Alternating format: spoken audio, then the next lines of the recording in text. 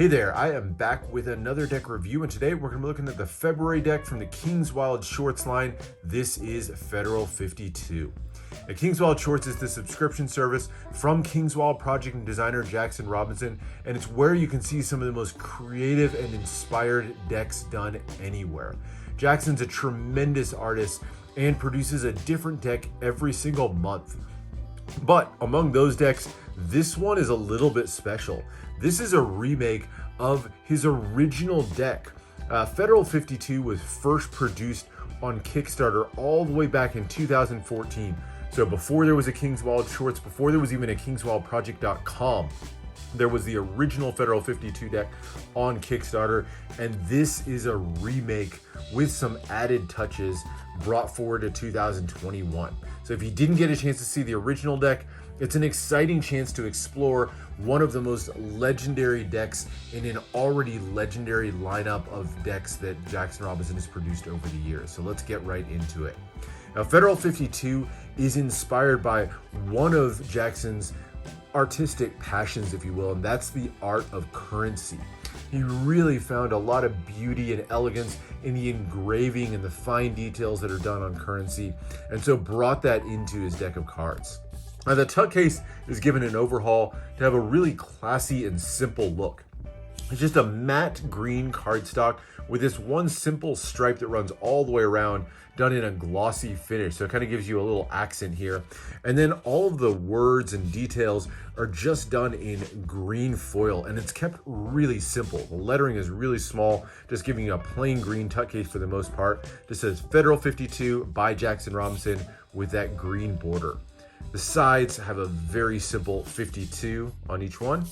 You have your ad copy for Jackson Robinson, King's Wild Project, and the Expert Playing Card Company, who printed the deck on the bottom. And the top just says Federal 52. The back is pretty much completely blank other than that green border. And the thumb tab here just says 52. So it kept very simple and classic. In the inner flaps here, you have one of those recurring elements on a lot of Jackson Robinson's decks. Just has the number 13 and nothing printed on the interior of the tuck. So beautiful, elegant, simple look on this one. It's the standard version for February. Let's look at the cards. The cards, starting with the back design, are kept fairly true to the original deck. But right off the bat, you may see the really prevalent addition, and that's the addition of foiling on here. So the back design, clearly inspired by money and by engraving. You have that seal in the center with the eagle that you'll see on all US currency, a little club pip right above his head, and then it's kind of reflected in casino style, if you will, in the two-way back design. Lots of other small elements, including things like the King's Wild seal here, or the banners that read Novus Ordo Seclorum, New World Order at the top. But beautifully designed, lots of engraved details and leaves and borders that are all pulled from, directly from some of the US currency. The accents of green and gold foil are really spectacular. They look great in the light, and you can see how well it shines.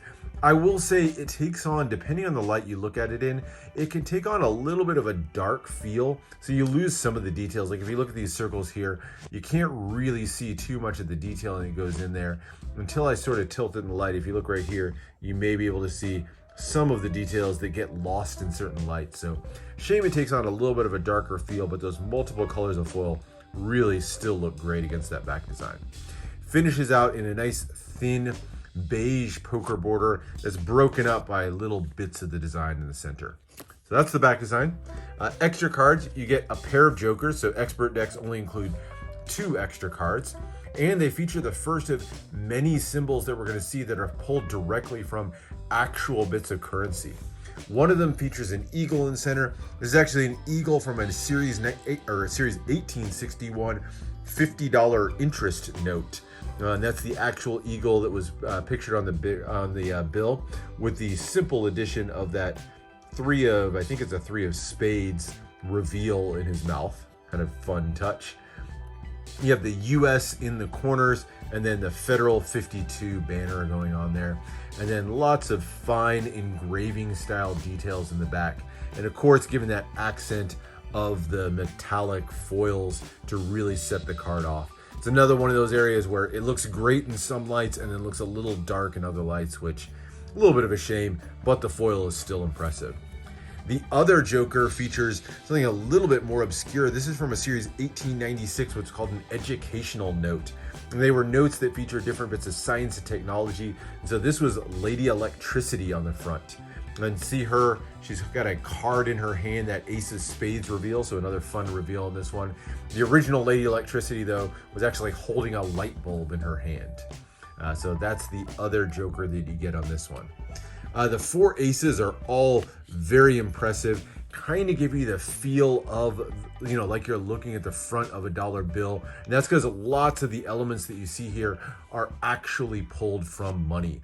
So ace here, the way that's written, the actual borders and flourishes around the edge, all kind of pulled from currency. And then you have the spade pip with just ace in the center. Lots of really great details. It's even, I like the extra touches, like Jackson's facsimile signature mentioned as the treasurer of the King's Wild, or that this is a series 2021 note. The pip and index in the corner are fairly classic, nice, easy to read, and that nice little line down the side just to give it a little extra accent and bordering. As you go through the other aces, much the same, very similar design elements on them. Different pips, of course, in the center, and then the reds are given more of a deep red look to them as opposed to the blacks of the black cards. And there's your ace of clubs and the ace of hearts.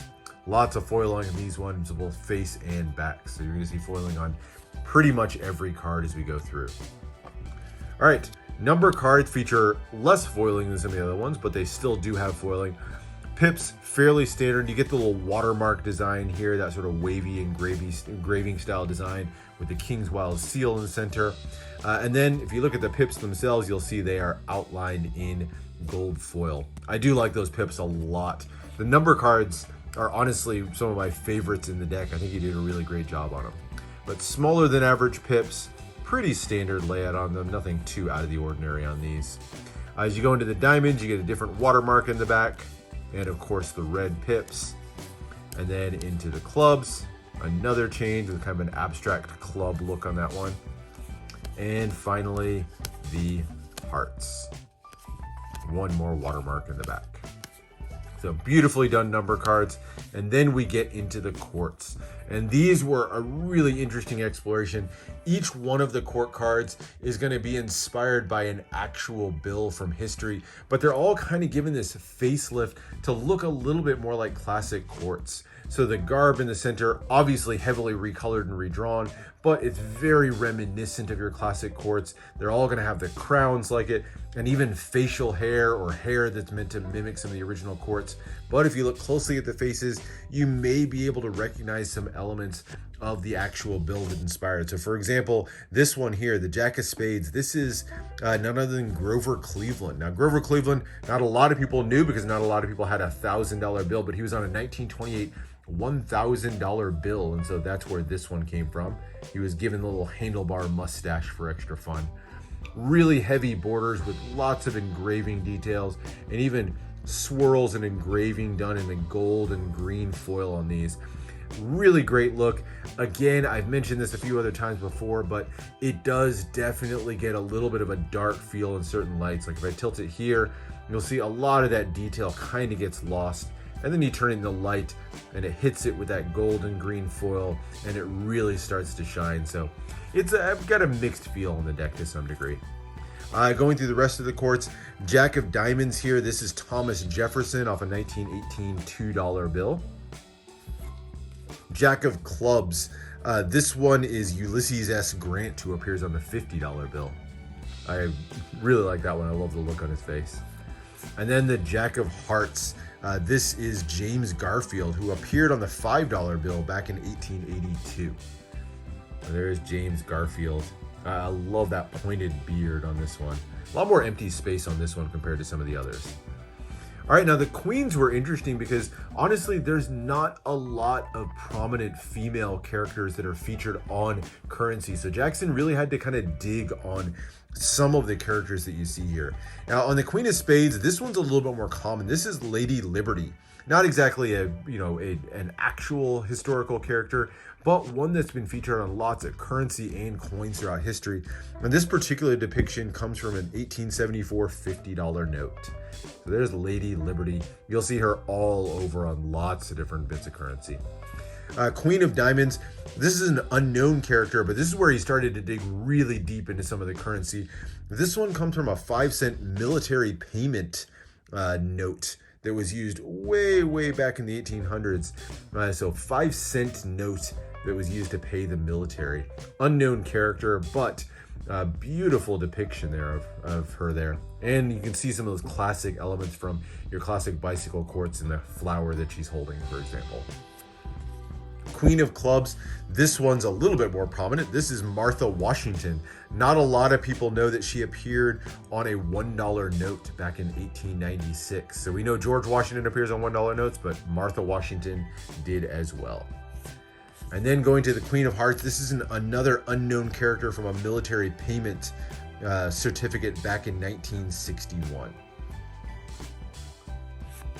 All right, then you get into the kings, and these are, in true fashion, some of the more prominent characters from currency and from U.S. history. Starting with the King of Spades, this is Alexander Hamilton, who appears on the $10 note.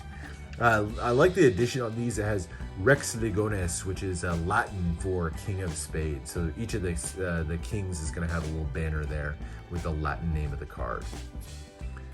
Going to the King of Diamonds, this is none other than Benjamin Franklin. Of course, we know he appears on the $100 bill. So there's Ben Franklin or Rex Adamas, King of Diamonds.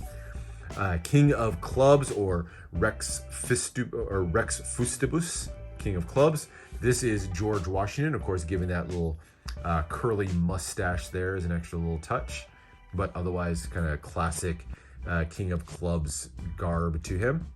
And last but not least is the King of Hearts. This is, of course, Abraham Lincoln depicted here.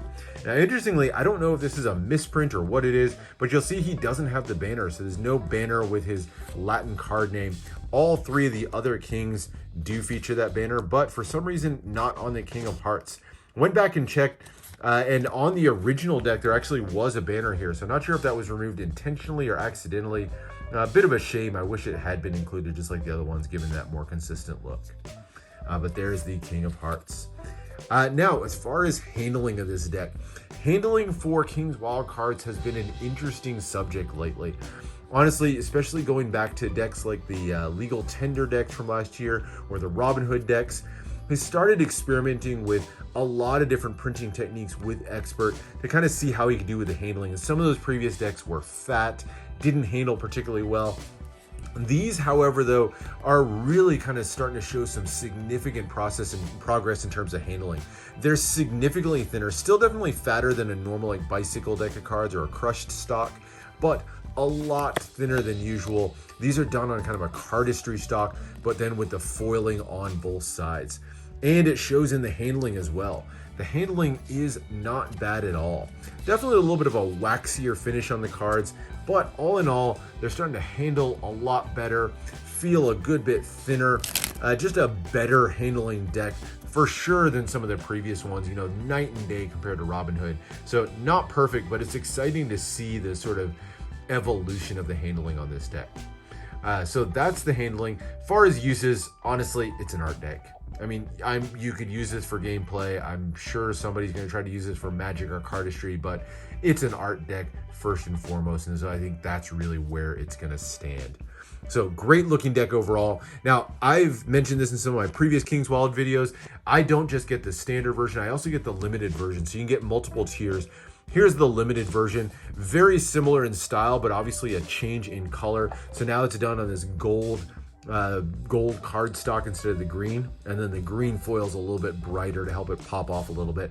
Personally, honestly, I like the green one better. I am not a huge fan of how that finish on this one turned out. It's not bad. It's a great contrast. They certainly look great together, but if I had to pick one of the two, I like the green. Only other difference on this one other than the color change is the addition of a little sticker here. This is a limited edition out of 600.